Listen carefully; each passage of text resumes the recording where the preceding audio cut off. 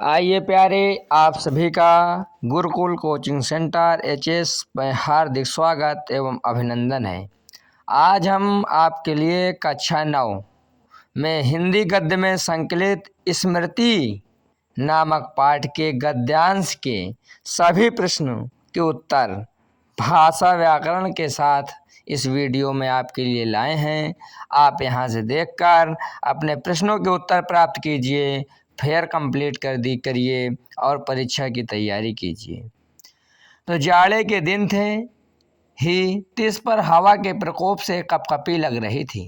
हवा मज्जा तक को ठिठुरा रही थी, इसलिए हमने कानों को धोती से बांधा। माँ ने भुंजाने के लिए थोड़े चने एक धोती में बांध दिए। तो इस प्रकार ये रेखांकित अंश है। अब हम प्रश्नोत्तर का लिख लेंगे इस प्रकार अपने कॉपी में, संकेत डाल लेंगे। और पहला प्रश्न है, प्रस्तुत गद्यांश का संदर्भ लिखिए। तो संदर्भ हेडिंग डालेंगे और लिखेंगे कि प्रस्तुत गद्यांश हमारी पाठ्य पुस्तक हिंदी में संकलित गद्य खंड के स्मृति नामक पाठ से लिया गया है, जिसके लेखक श्री राम शर्मा है। दूसरा है, रेखांकित अंश की व्याख्या कीजिए। तो इस प्रकार हेडिंग डालेंगे, रेखांकित अंश की व्याख्या, और जितनी लाइन में रेखा खींची है उसी लाइन की व्याख्या कर देंगे, हमारा प्रश्न का उत्तर पूरा हो जाएगा। लेखक शीत ऋतु का, शीत ऋतु माने ठंडी, का वर्णन करते हुए कहता है कि जाड़े का दिन था, हाड़ कपा देने वाली ठंडी पड़ रही थी, उस पर चलने वाली हवा शरीर की हड्डियों तक को ठंडी कर रही थी, अर्थात भयंकर ठंड लग रही थी। इसलिए हमने कानों को धोती से बांध लिया। माँ ने चना भुजाने के लिए चने एक धोती में मुझे बांध कर दिया। तीसरा प्रश्न है, आम के 4 पर्यायवाची शब्द लिखिए। तो आम के 4 पर्यायवाची शब्द होंगे आम्र, रसाल, रसराज और अमृत फल। अब हम अगले गद्यांश के प्रश्नों के उत्तर को करेंगे। प्रश्नोत्तर खा। तो इस गद्यांश का भी पहला प्रश्न है संदर्भ का। तो संदर्भ वही रहेगा पूरे पाठ का। प्रस्तुत गद्यांश हमारी पाठ्य पुस्तक हिंदी में संकलित गद्य खंड के स्मृति नामक पाठ से लिया गया है, जिसके लेखक श्री राम शर्मा हैं। दूसरा प्रश्न है, रेखांकित अंश की व्याख्या कीजिए। तो इस प्रकार हेडिंग डालेंगे और लिखेंगे, लेखक बचपन की एक विकट दुविधापूर्ण स्थिति का वर्णन कर रहा है। वह भयभीत है कि यदि वह सच बोलता है तो उसे बड़ों से भारी मार पड़ने का डर है। इसके विपरीत यदि वह अपनी गलती छुपाने के लिए झूठ का सहारा लेता है तो महत्वपूर्ण पत्र अपने स्थान तक नहीं पहुंच पाएगा, जिसका सारा दोष और जिम्मेदारी उसी पर आ जाएगी। इसी डर के कारण बालक असहाय होकर चुपचाप रो रहा है। अगला प्रश्न है, तलवार के 2 पर्यायवाची शब्द लिखिए। समानार्थी मतलब पर्यायवाची। तो तलवार के 2 पर्यायवाची शब्द होंगे आसी और खड्ग। तो इस प्रकार हम तलवार के 2 पर्यायवाची शब्द लिख लेंगे। इस प्रकार प्रश्नोत्तर खा भी पूरा हो गया आपका। एक एक प्रश्न, एक गद्यांश में कक्षा 9 में 3 ही प्रश्न हैं, तो तीनों प्रश्न के उत्तर। अब आखिरी वाला है प्रश्नोत्तर गा, यानी सांप को चक्षुश्रवा कहते हैं। मैं स्वयं चक्षुश्रवा हो रहा था। अन्य इंद्रियों ने मानो सहानुभूति से अपनी शक्ति आँखों को दे दी हो।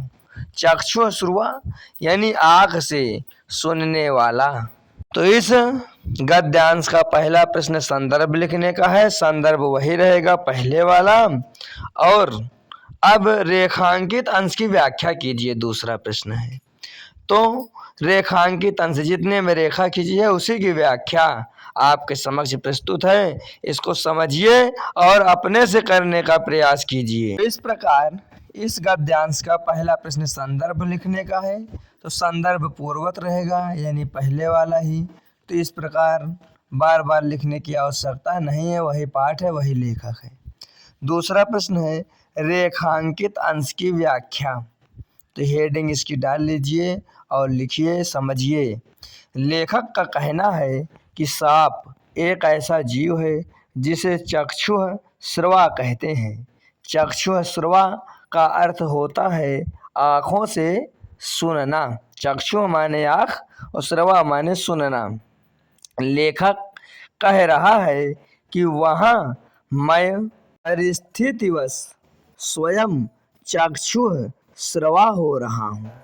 लेखक कहता है कि मुझको ऐसा आभास हो रहा था कि जैसे सभी इंद्रियों की शक्ति नेत्रों को ही मिल गई है, अर्थात ये कि समस्त शक्तियों को लेखक अपने आँखों में लगा चुका था, जिससे वह सांप को सतर्कता से देखता रहे।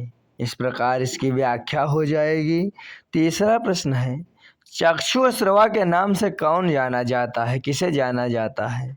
तो चक्षु श्रवा के नाम से सांप को जाना जाता है। तो इस प्रकार समस्त गद्यांश के प्रश्नोत्तर आपके समक्ष प्रस्तुत हो गए। आप लोग वीडियो को लाइक कर लेके सब्सक्राइब अवश्य करिए, कमेंट करिए, कोई प्रश्न रह गया हो शेयर कीजिए। इसके बाद आप लोग भाषा के रंग के बारे में देख लीजिए। ये व्याकरण से संबंधित प्रश्न होते हैं, इनका भी हमको ज्ञान होना चाहिए ज्ञानवर्धन के लिए। या अगर अध्यापक अध्यापिका आपके लिखा रहे हैं या अध्यापक बंधु भी लिखवाना चाहते हैं तो भी व्याकरण के भी प्रश्नों को देख लीजिए। तो इसका पहला प्रश्न समास विग्रह और समास का नाम लिखना है। तो पहला प्रश्न है विषधर। तो विषधर का समास विग्रह हो जाएगा विष को धारण करने वाला, अर्थात शिव या सर्प। तो इसमें क्या हो जाएगा, समास कौन सा है, बहुव्रीहि समास। चक्षु श्रवा, चक्षु ही है श्रवा यानी आँख ही है जिसका कान, अर्थात सर्प। इसमें क्या हो जाएगा, बहुव्रीहि समास हो जाएगा। प्रसन्न वदन, प्रसन्न है वदन अर्थात मुख जिसका, बहुव्रीहि समास। मातृ स्नेह, माता का स्नेह। तो इसमें क्या हो जाएगा, तत्पुरुष समास हो जाएगा, संबंध तत्पुरुष।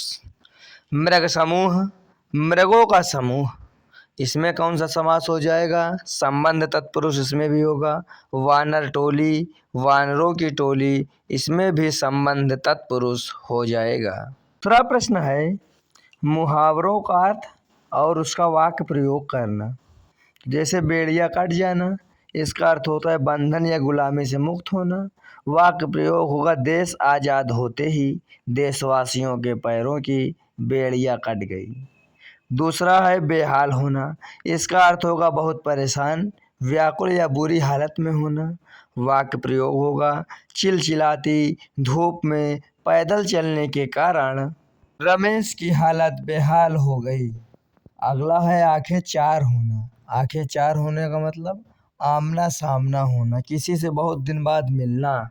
तो इसका वाक्य प्रयोग इस प्रकार लिखेंगे कि भीड़ में अचानक पुराने मित्र से आंखें चार होते ही दोनों मुस्कुरा उठी। अगला प्रश्न है तोप के मुहरे पर खड़ा होना, इसका अर्थ है अत्यधिक संकट। वाक्य प्रयोग इस प्रकार होगा कि बॉर्डर पर तैनात सिपाही हमेशा तोप के मुहरे पर खड़े रहते हैं। टूट पड़ना का अर्थ होगा झपट पड़ना। वाक्य प्रयोग मिठाई की दुकान खुलते ही बच्चे उस पर टूट पड़े। अगला प्रश्न है मोर्चे लगना यानी मुकाबले के लिए तैयार होना। तो वाक्य प्रयोग हो जाएगा शत्रु सेना को रोकने के लिए सीमा पर वीर जवानों के मोर्चे लग गए। तो अगला प्रश्न है कि कठिनाई में कौन सा प्रत्यय है, उस प्रत्यय से 5 अन्य शब्द बनाइए। तो कठिनाई में कठिन धन आई, आई प्रत्यय होता है। अन्य 5 शब्द है जैसे भला धन आई भलाई, बुरा धन आई बुराई, साफ धन आई सफाई, लिख धन आई लिखाई और चौड़ा, धन आई चौड़ाई। ये हमारे 5 प्रत्यय हो गए। अगला प्रश्न है, रचना की दृष्टि से वाक्य की प्रकृति बताइए। तो पहला आ 1908 ईस्वी की बात है। तो यह किस प्रकार का वाक्य है, इसकी प्रकृति क्या है? तो ये सरल वाक्य है। ब जाड़े के दिन थे ही, तिस पर हवा के प्रकोप से कप कपी लग रही थी। इसमें किस प्रकार की प्रकृति है? ये संयुक्त वाक्य है। सा दृढ़ संकल्प से दुविधा की बेड़ियां कट जाती हैं। तो इसमें क्या प्रकृति, मतलब ये किस प्रकृति वाला शब्द है? तो सरल वाक्य है ये। और इस वीडियो और आपके पुस्तक का आखिरी प्रश्न, मैं तो आगे भागकर आ जाता था और टोपी को एक हाथ से पकड़कर दूसरे हाथ से ढेला फेंकता था। यह किस प्रकार की प्रकृति वाला शब्द है? तो ये संयुक्त वाक्य है। और वीडियो समाप्त होती है।